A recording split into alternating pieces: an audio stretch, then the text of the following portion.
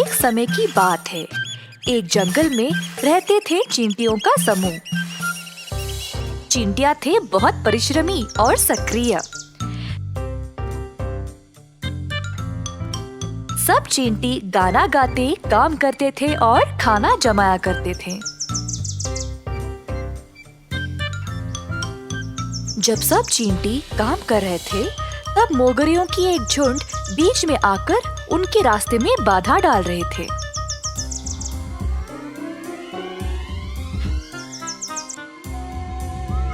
कुछ चींटियों को चोट भी पहुंचाने की कोशिश की।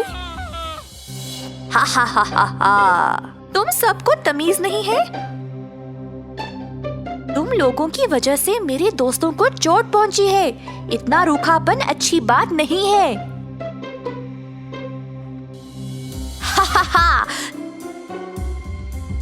हम तुम लोगों से 1000 गुण ज्यादा खाना उठा सकते हैं। तुम 10 चींटियां भी मिलके एक छोटा सा फल का टुकड़ा भी नहीं उठा सकते हो। हम तुम सबसे ज्यादा बलवान हैं। तुम सब हमारा मजाक उड़ा रहे हो ना? ये ठीक नहीं है। एक दिन हम तुम सबसे ज्यादा खाना उठाएंगे, देख लेना। चींटी ने मोगरियों को चुनौती दी और फिर सब अपने काम पे चले गए।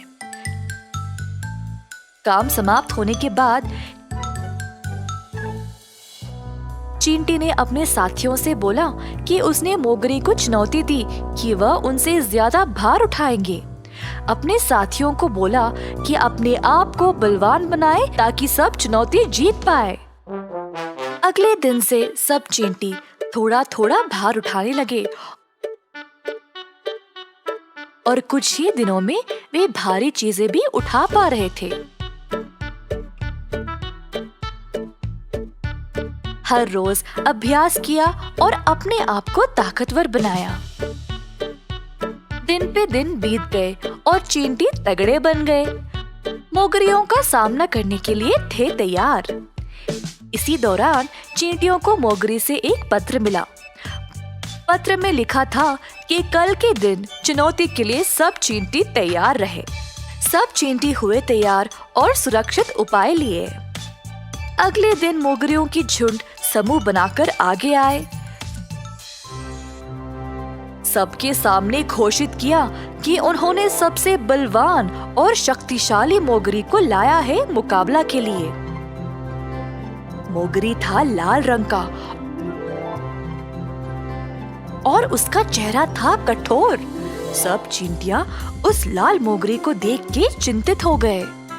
हम सब ने इतने दिनों तक बहुत मेहनत की है और अब समय आ गया है कि सबको हमारी ताकत साबित कर दे।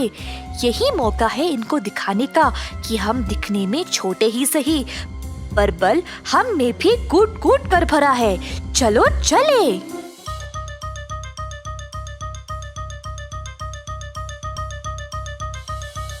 एक और मोगरियों का झुंड लाल मोगरी को उत्साहित कर रहे थे और दूसरी ओर चींटियां अपने सेनानियों को प्रोत्साहित कर रहे थे। लाल मोगरी एक बड़ा सा कद्दू उठा ले आया।